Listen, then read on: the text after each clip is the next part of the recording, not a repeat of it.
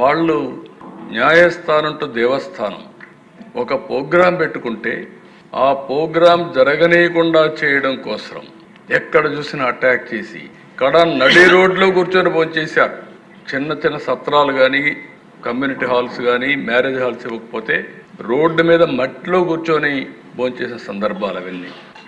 వాళ్ళు ఈ పక్కన శ్రీకాకుళం వరకు యాత్ర పోవాలనుకుంటే కడాను పోనీయకుండా ఈస్ట్ గోదావరిలోనే అంతర్వేది దగ్గరనే స్టాప్ చేస్తే తిరిగి నేనే వాయిదా వేసుకోమనే పరిస్థితి. మీరు పోలేరు, ఇంకా ఎక్కువ law and order problem create చేస్తారు, మీరు కొంచెం వాయిదా వేయమని చెప్పే పరిస్థితికి వచ్చాం. ఇలాంటివి అరాచకాలు ఒకటి కాదు దేశ ఇండస్ట్రియలిస్టులు ఎంతమంది పారిపోయారు. ఈవెన్ కడానైతే మా జయదేవ్ అయితే పోటీ చేయలేదు, ఈజీగా గెలిచే వ్యక్తి. వీళ్ళు చేసిన హెరాస్మెంట్ ఒక పక్క ఇండస్ట్రీ, ఇంకొక పక్క పాలిటిక్స్ వస్తే ఇండస్ట్రీ వదులుకోవాలి.